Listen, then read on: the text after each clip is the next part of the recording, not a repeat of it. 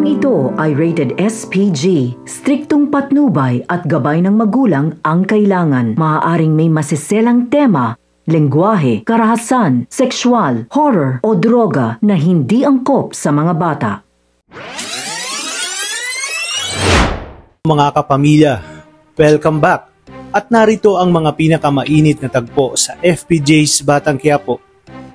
Dahil sa mga sinabi ni Rigor kay Tanggol, ay mas lalo ngayong nagliliyab sa galit si Tanggol at gagawin niya ang lahat para manalo upang mapatunayan kay Rigor na mali ang sinabi nito.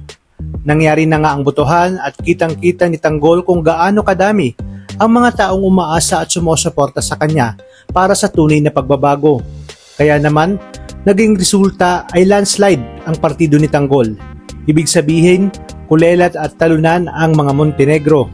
Kaya namang ginawa ni Roberto ang kanyang plan B at ito ay ipatumba si Tanggol kay Lucio at sa mga Red Phoenix.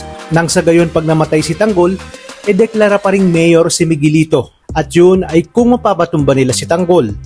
Ngunit sa kasamaang palad ay mamamatay itong si Don Julio. Hindi kasi siya nakaligtas sa mga nangyaring pagsabog. Kaya naman, mas titindi ang bangayan ni Ramon at Olivia tungkol sa mga naiwang mana ni Don Julio. Sa kabilang banda, naglulupasay sa galit si Rigor nang malaman niyang si Tanggol ang nanalong mayor. Kaya naman sinabi sa kanya ni Mando na dapat na nitong tanggapin na si Tanggol na ang magiging boss nila. Bagay na hindi matanggap-tanggap ni Rigor. At kagaya ng ipinangako ni Tanggol sa kanyang pag-upo bilang mayor, ay lilinisin niya ang kapulisan sa Maynila. Tatanggalin niya sa pwesto ang mga tiwaling pulis at kasama dito si Rigor. Matatandaan nating natanggal na si Rigor sa pwesto at kaya lang ito nakabalik ay dahil kay dating Mayor Roberto. Ngayon ay tatanggalin siya ni Tanggol at may basehan si Tanggol at dahilan kung bakit dito tatanggalin itong si Rigor. Kaya naman dito kahit ayaw ni Rigor kay Tanggol ay wala na nga siyang magagawa.